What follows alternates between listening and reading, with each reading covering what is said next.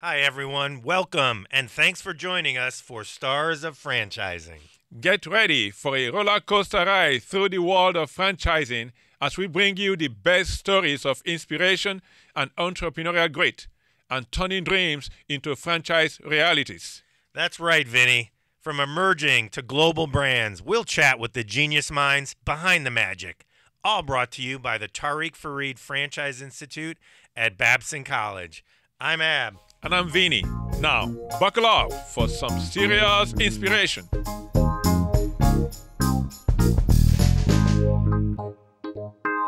Welcome. I'm really excited to have our two guests here, Bob and Karen Sommers of Citywide Facilities Solutions franchise here in Boston. Welcome. Thank you for having us. Awesome to be here. Always great to have a Babson alum and two incredible entrepreneurs. And what we always love to start with, Karen and Bob, is if you could tell us what your why is and what calls you to do what you do, and a little bit about your story and journey. Yeah.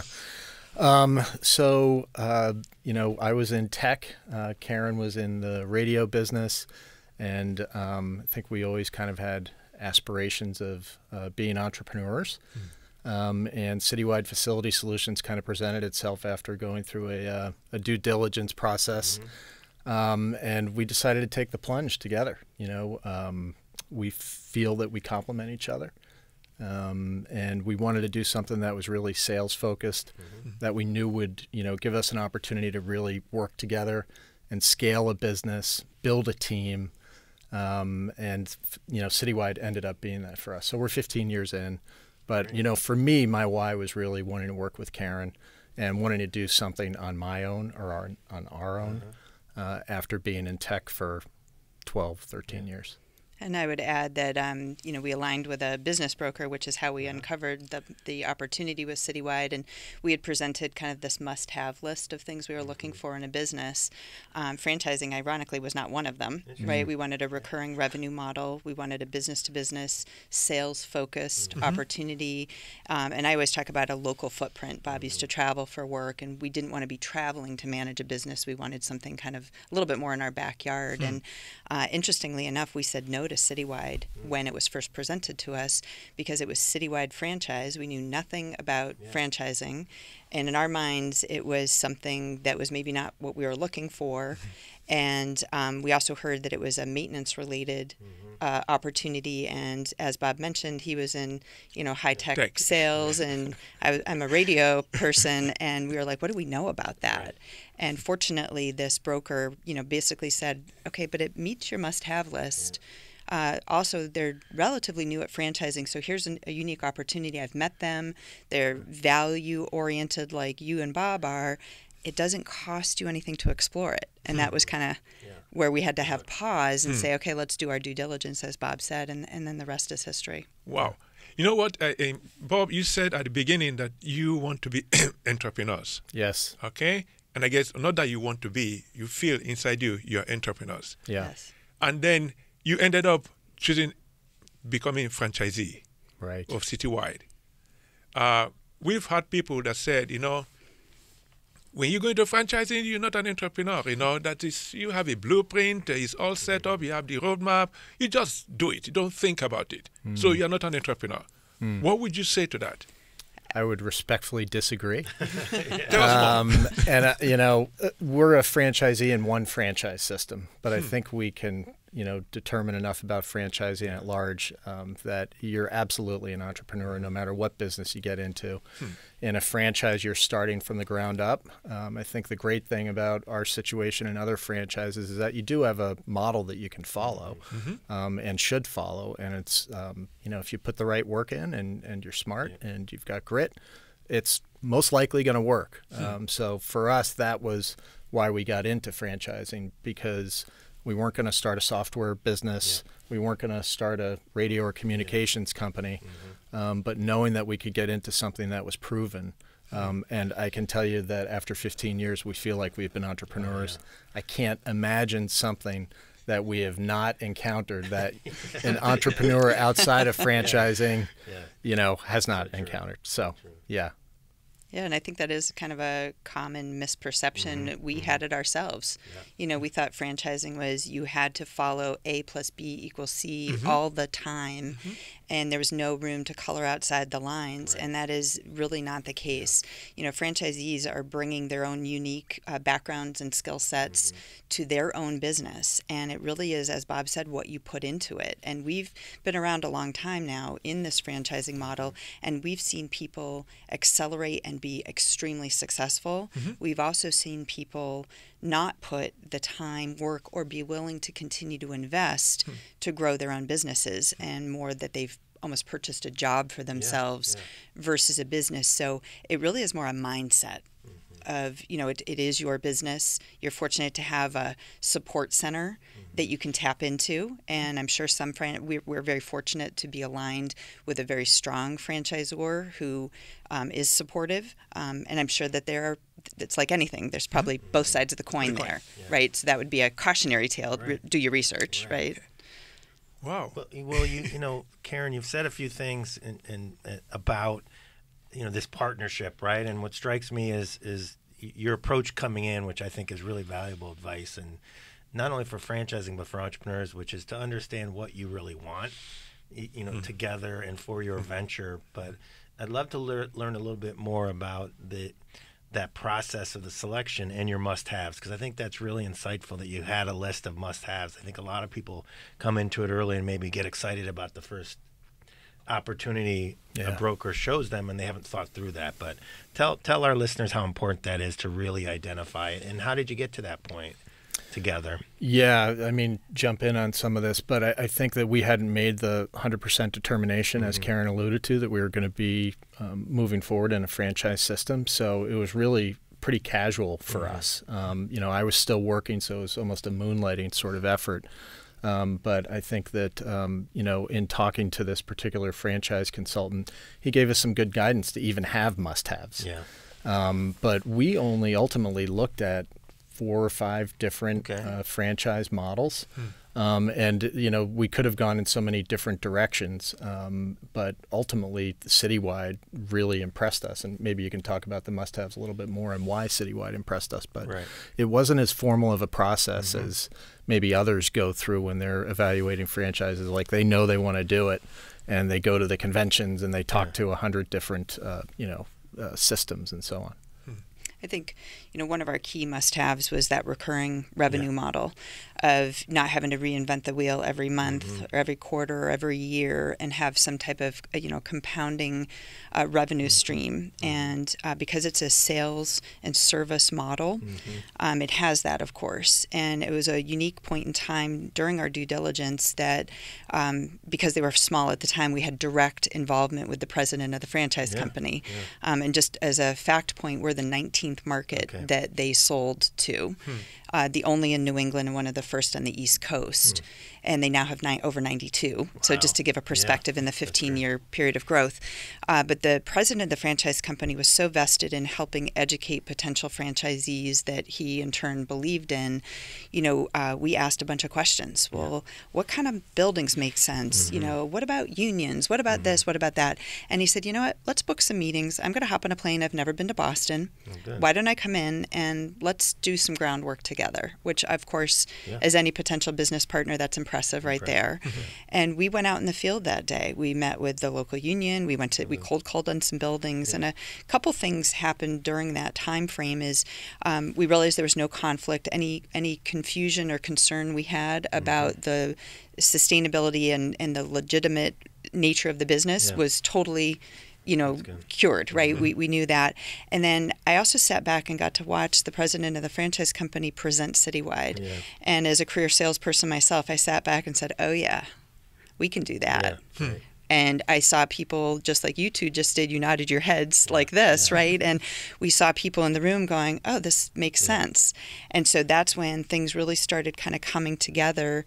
And we saw the recurring revenue stream as a true possibility. We saw it as something we could build to have support the livelihoods of people that would become a part of our company, which is important to us, not just to support our own family. We saw ourselves as being able to do that and build a business to support other families. And That's how it happened. I would say the only other thing would be, we were considering something in the service business, whatever that broad definition means, because we just felt that with kind of our interests and acumen and that service isn't what it should be across many industries, and if something presented itself in the service industry, that we would vet it. Right.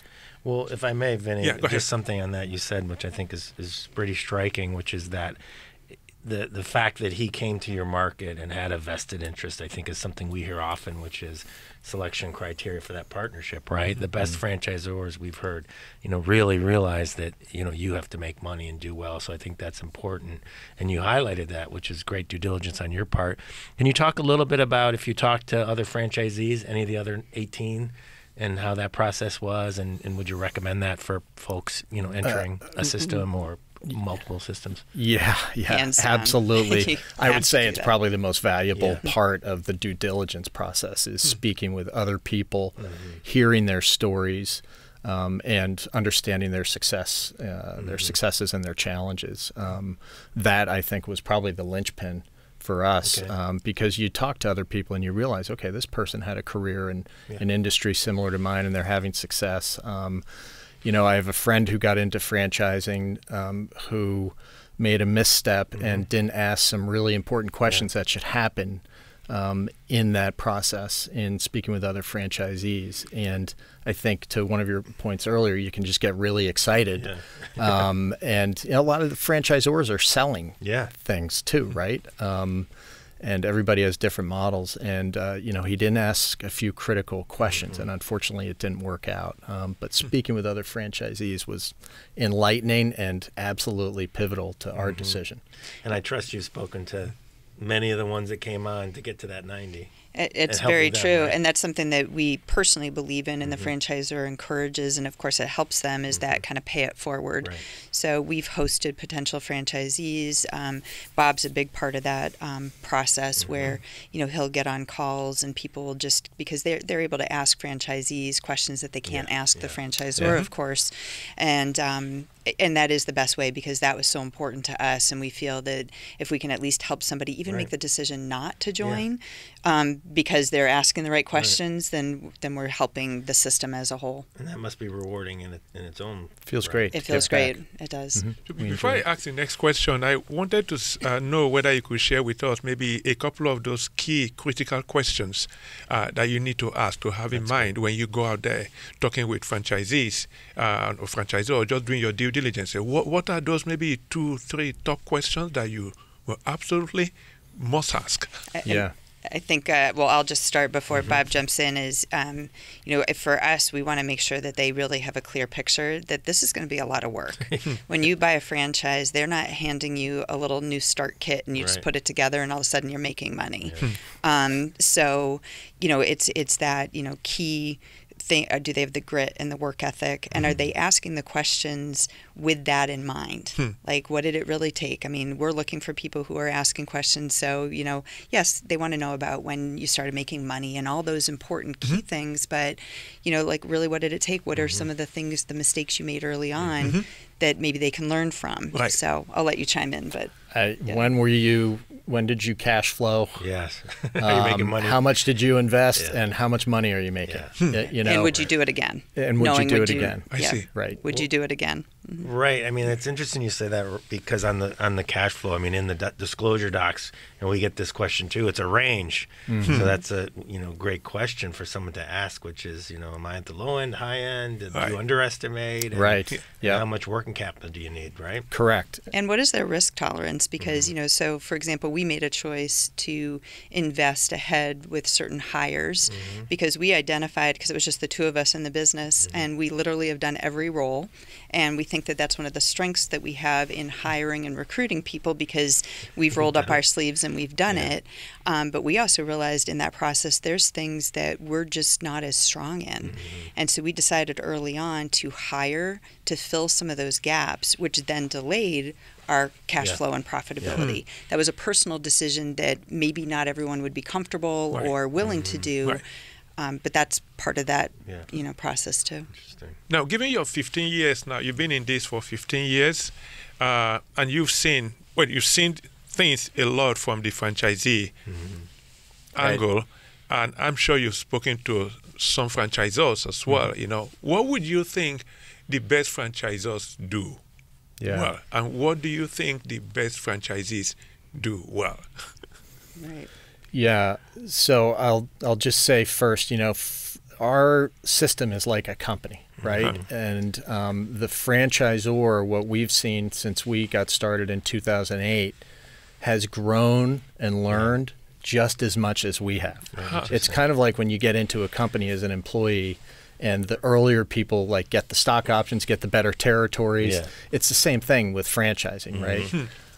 But I think what we've learned through a great example through our franchisor is that they're supporting the franchisees, which sounds like a very generic answer, but does it really happen, right? I mean, are they coming out to visit? Do they have the knowledge? Are they pooling information from other franchisees and helping you benchmark? And so that's definitely one of the key traits of a franchisor is, do they say they're going to support or do they really support? And that's a great question for prospective franchisees, obviously, when they're talking to an existing franchisee. Yeah, and I would also add, are they bringing innovations and, problem solving to the table that has already been kind of proven or beta tested, right? Not like, oh, here's a great idea we think will solve your current issue. Here's the research we've done, here's what we're investing in. But then bringing franchisees into the mix in some of those decisions, because the franchisor, especially as the system grows, becomes much more removed from the reality of the day-to-day. So, pooling resources with the boots on the ground knowledge. And of course, the franchisor is in a difficult position. They're never going to please 100% of the people, right? But they have to look at what the general consensus is of what the needs are, what the priorities need to be, and what are the lessons learned in the field. And our franchisor has a couple vehicles for that. They have a franchise advisory council that franchisees sit on for a period of time.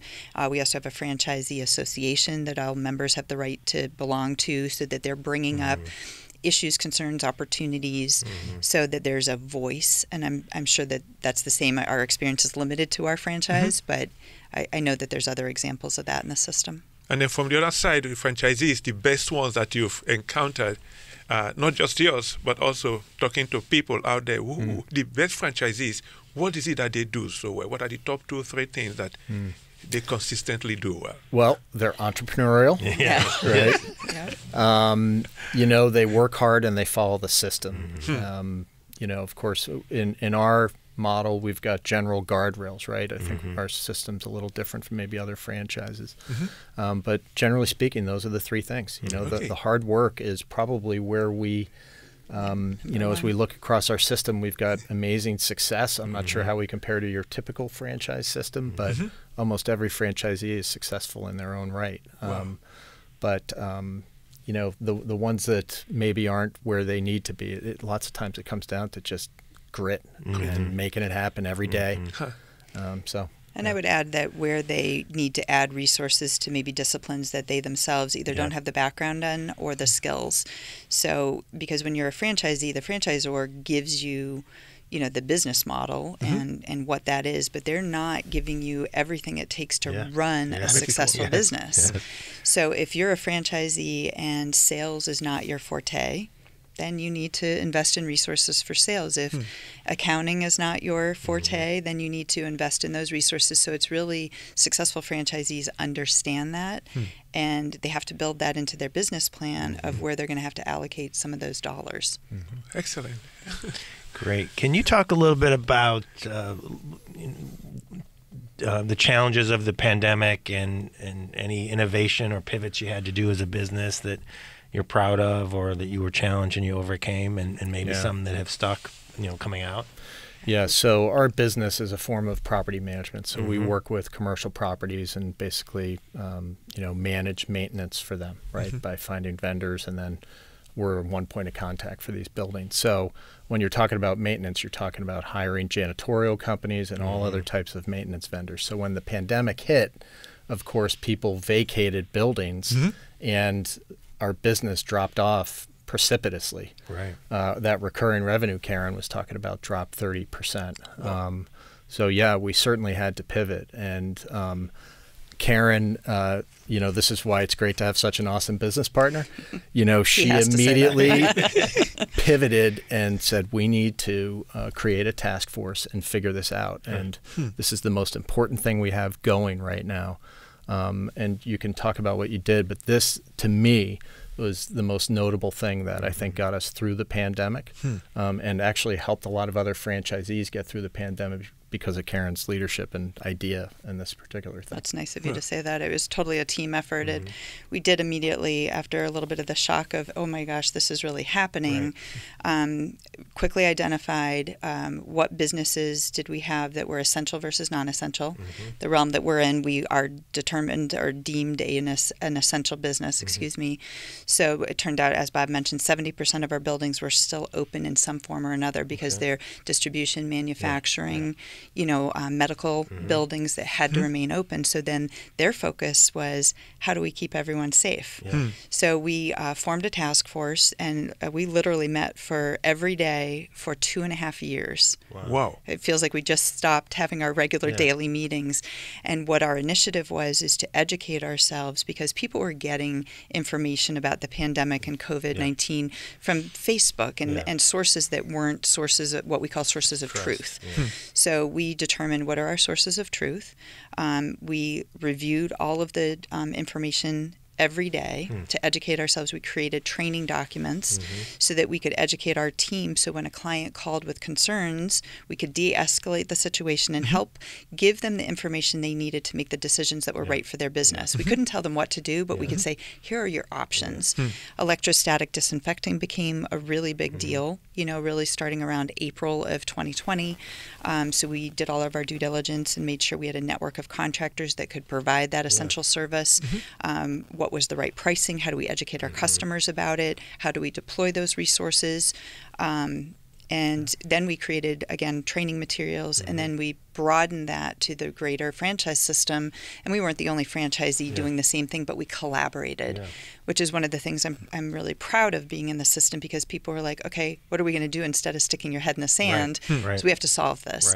And I do believe, really now having the benefit of hindsight, you look back and the relationships we were able to build with our clients during this really difficult time that none of us could have predicted, deepen those relationships, and they looked at us differently. They didn't look at us like, oh, hey, there's my vendor that manages a couple maintenance services for me.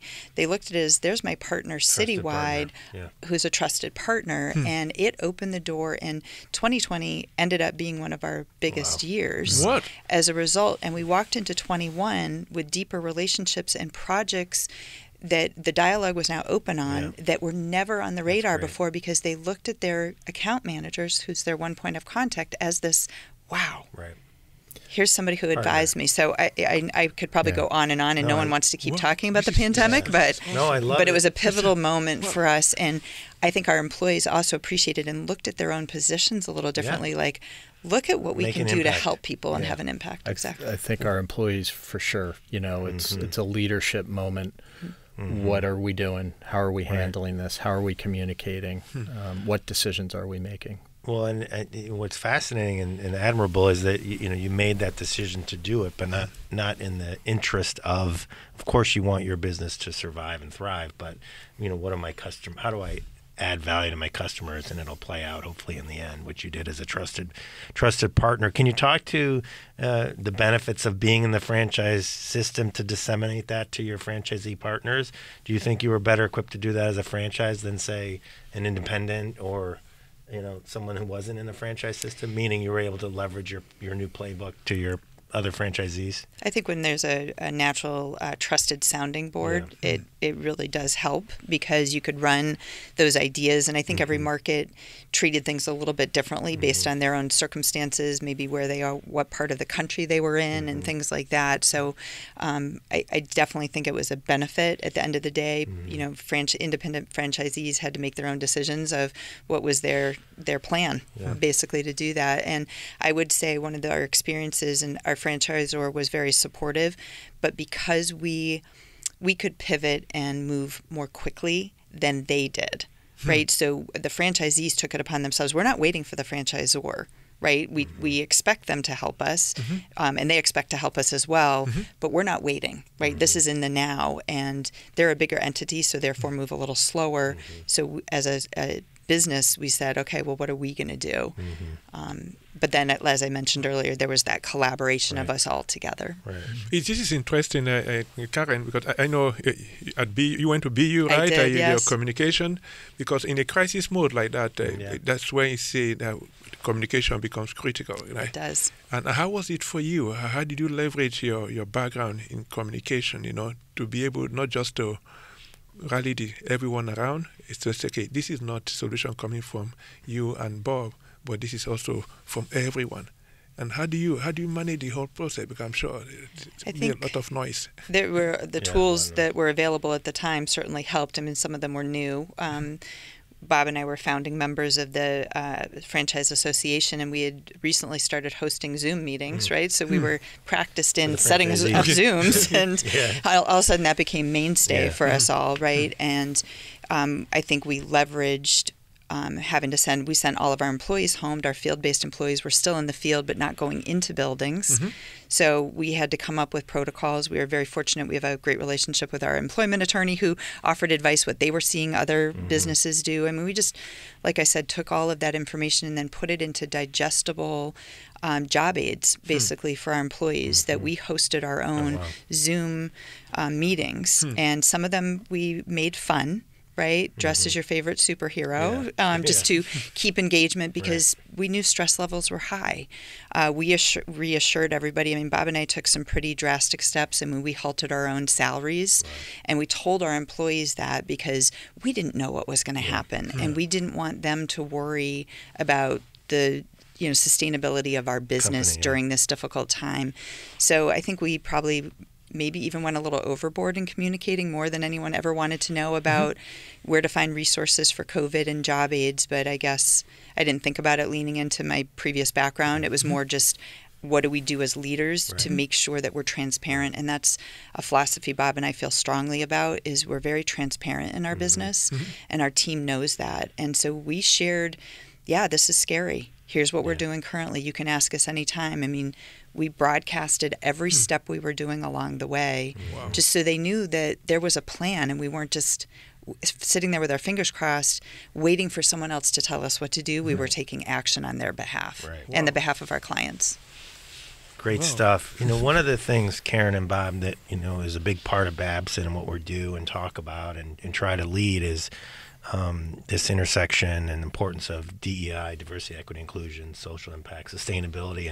And Vinny and I have had a lot of great discussions with entrepreneurs like yourselves around this intersection with franchising too. And I'll start with you, Karen. Can you talk a little bit about, your ability to make impact in the community? And then also as a female leader and executive, some of the work you're doing around that and any trends around that in important areas. Sure. I mean, obviously that's a broad topic and so much to talk about with that. One of our initiatives at Citywide is we offer all of our employees what we call a VTO day. It's a volunteer time off, a paid day that they can go out into the community or into local organizations that are important to them. It doesn't have to be something that is on our list as a company. And I know that they feel they're proud of that and they feel really good. And we have a lot of people take advantage of that. And we've had some, unique things that we've as a company been exposed to that our employees have then shared with us. Oh, I get to go do this, and they feel great because you can't volunteer just at nights and on weekends all the time. So that's one initiative that we're trying to broaden. We do, as an organization, do a lot of, charitable giving and really try and create that culture. As a system, Bob and I are on the charity committee for our franchise network, and we have an annual convention. And this past year, for a local organization, we raised over $609,000 as a system.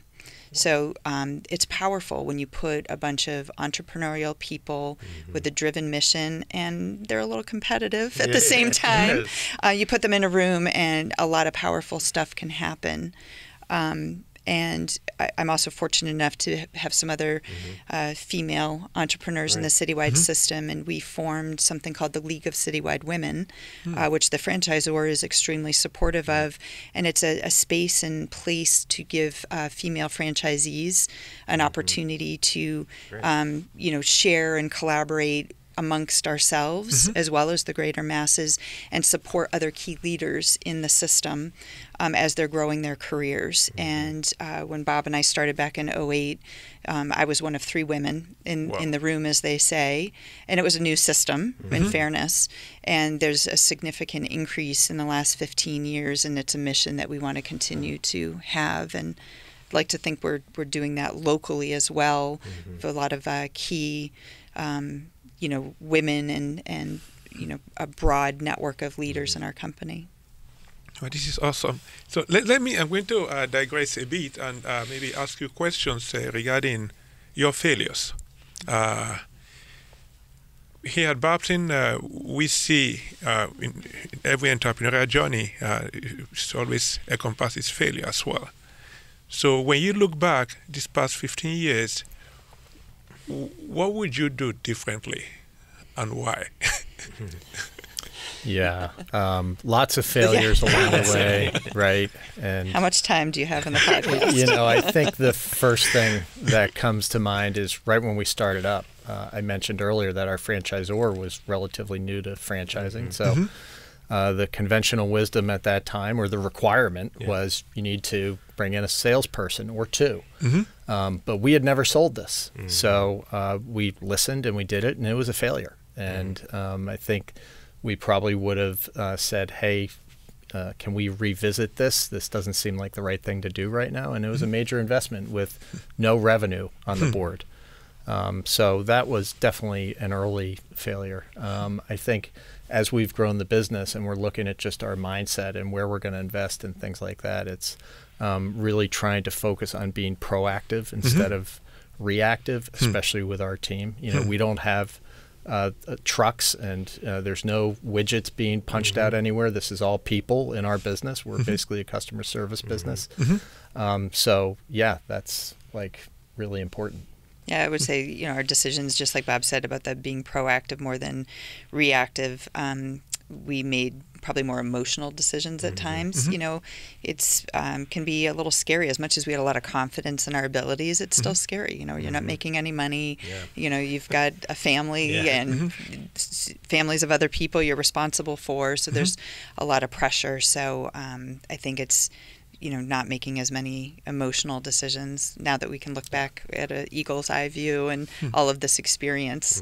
And I hear that from some of the newer franchisees. It's almost like I want to say, oh, please don't do that. And sometimes I do, because it's like, I know exactly how that's going to turn out. Right. Your heart's in the right place, but you've got to listen to your business as much as listen to your heart. Yes. Wow. So, if I may just piggyback on this, maybe if you can share with us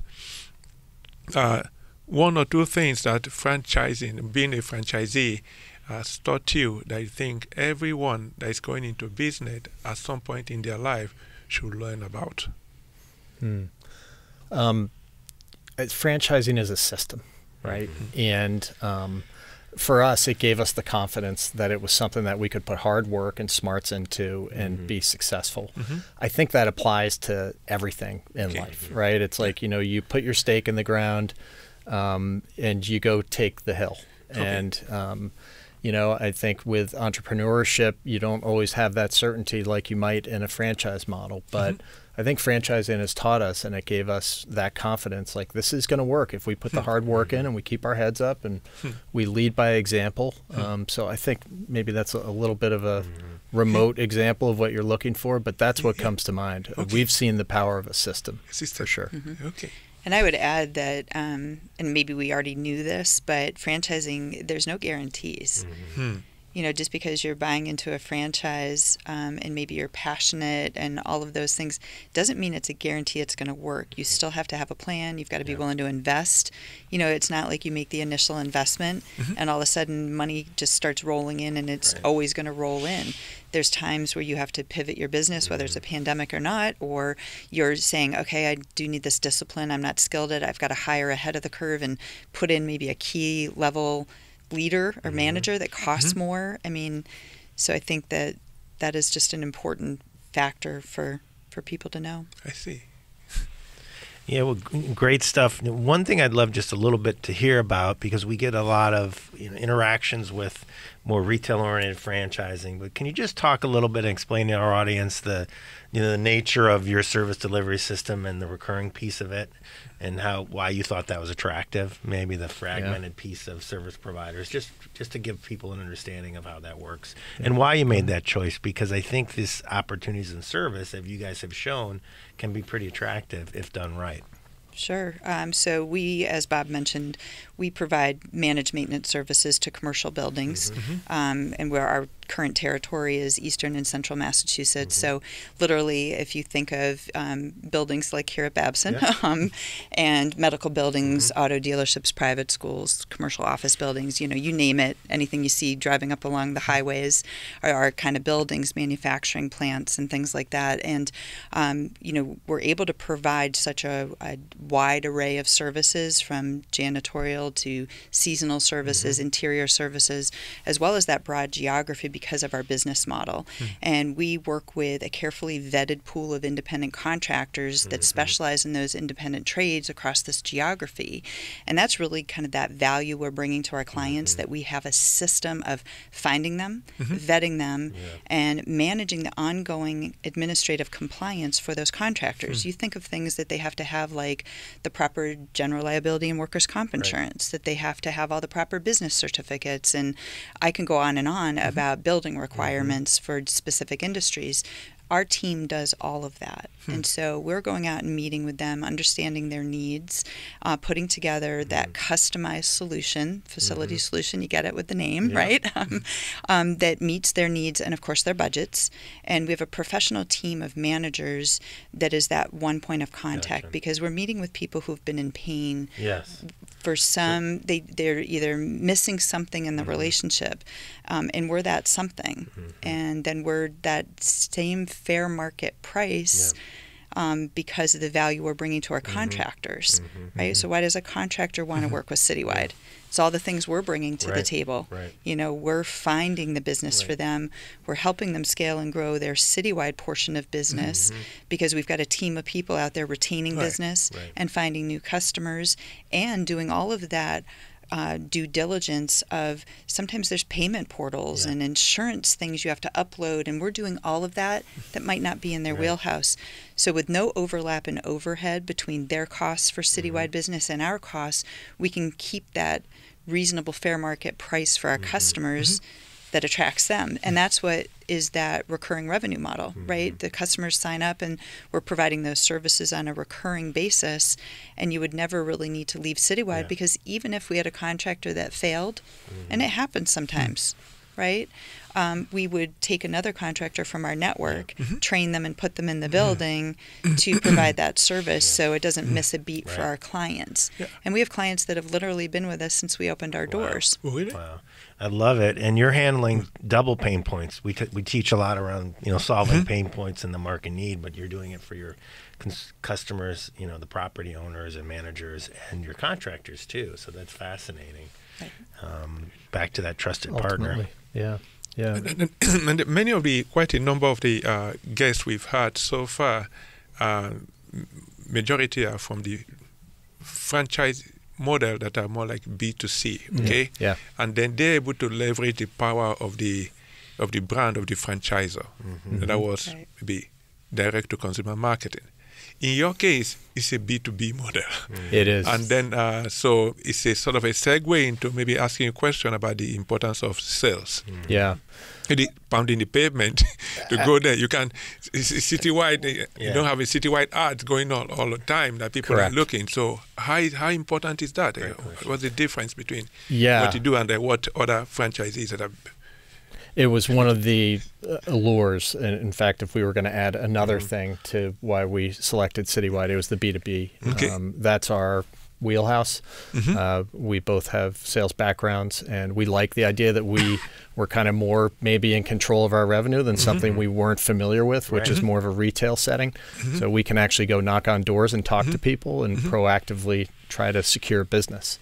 And building a sales team and those sorts of things are just things that we enjoy. So the B2B model was very important to us. Okay. And it continues to be important today because that's the front engine of growing our business. And so you can never kind of over communicate with your marketplace, you know, so it's constantly prospecting. You know, we're now at a point because we've learned so much over 15 years of really kind of reverse engineering what is our ideal customer and how can we reach more of them. And just continue to you know, do what I call TOMA, which is top of mind awareness, right? Being top of mind because not everyone needs to make a change right now or wants to or is in a situation. But when they are, how do we get them to think about Citywide because of our consistent outreach to them? Wow. Well, really fascinated with different ways to scale and different types of franchise models. So just to be clear, is Citywide the franchisor providing you that technology or that infrastructure, the platform to do all the things you talked about, Karen, with uploading and managing your contractors and certifications? Is that a big part of the value, or is it that they're providing you and you're doing a lot of the front end? Like, did they, as part of your agreement, do you get a technology platform or a service platform? We do. Okay. It's more CRM and accounting and kind of back office ERP stuff. Yeah. Okay. But what we're getting is the business model and lots of systems and processes and things like that from our franchisor. Great. Okay. So we're coming up with that on our own, and the whole screening and vetting of our contractors is something that we took pretty seriously right from the start. So we've almost developed an internal competency for that. Great. That's a lot different from some of the other franchisees, and just in a different way, not necessarily better. But we've really emphasized that in our business. Great stuff. Yeah, is there anything that keep you, not if there, is there anything, let me put it this way, what keeps you awake at night when you think of Citywide, your business? I think we've matured with the business, and the thing that's probably most important to me, and I think Karen and I share this, is our team, right? We genuinely care about them. When you go into business, franchising or otherwise, I think oftentimes you're thinking, all right, me at the beginning, and then you start to realize you have responsibility for all these people, and you've got to make smart decisions. So I think the thing that would keep us up now is just kind of worrying about the team and making sure we're making the right decisions so that they have opportunities. Okay. Our big thing right now is really trying to build out our leadership team because we're just at a point where we want to make sure people have a path where they can grow. And Karen and I are not the best at everything, right? Yeah. So we are at that kind of classic transition where you got to get out of the way. Right. Wow. That's what keeps me up. And we want to create growth opportunities. We have 40 people now, which still sometimes when I do a new hire orientation and I talk about our org chart, I kind of look at it and I'm like, oh, it used to be 2 boxes, and look at all these boxes on the org chart now. So it's pretty wild. But our job is to continue to find growth opportunities so people can come into Citywide and see a natural path. So that's something that we think a lot about, is how do we make those right investments, talk transparently with people about what those opportunities are so that they can grow.